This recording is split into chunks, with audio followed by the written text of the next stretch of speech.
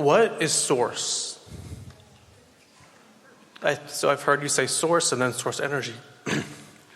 And then there's the inner being. So what is the relationship between the inner being and then there's source energy and then there's source? So you know how our friend was talking about the momentum of anger. Mm-hmm.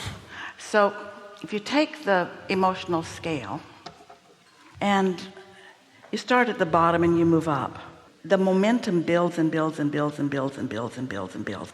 See right here where it says tipping point? Yeah. At that tipping point, it's like everything flips, and then momentum becomes more and more and more. And so at the very top is joy and enlightenment and empowerment, and that's where that source energy is. So it's like the culmination of all of the desires of all who have ever been focused. We're going to answer your question specifically. We want to put a little different twist on it so that you'll understand really what's going on here. When some say God, we mean source. Often we say to you, you are source in a physical body.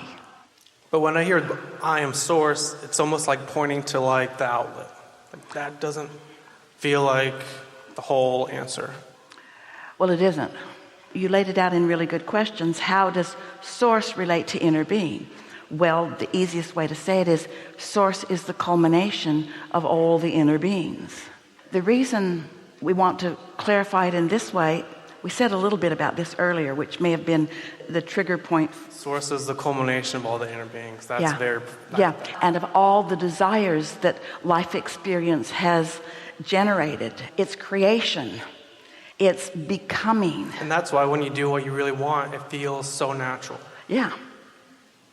Because then you're a cooperative component to all of that. It feels like you're just eating or you're doing something that is just in your bones. Well, it's just the most natural thing in the world. And the most unnatural thing in the world is to fight against the wholeness and the bigness. That's why we talk about it being the energy that creates worlds. Humans have distorted what they think God is, because they've given God a split personality with revenge and all those things on the lower half of the scale. So they kind of get confused even about what it is. And that's why we said earlier that your vortex is like this clearinghouse where you know what you don't want and you know what you do want. And then when your inner being focuses on it, there's only pure positive energy that surrounds that. Sometimes people worry as they listen to us and we say you can be or do or have anything that you want. They worry that we might activate in someone some evil deed that they want to do.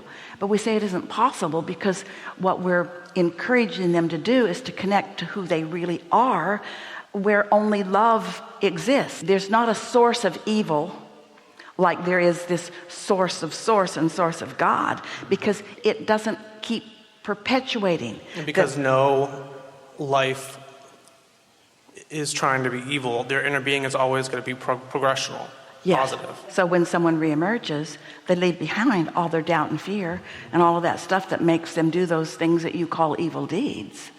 And so it's not possible for it to be more than momentary or even generational, because pure positive energy will always dominate. So huge in comparison.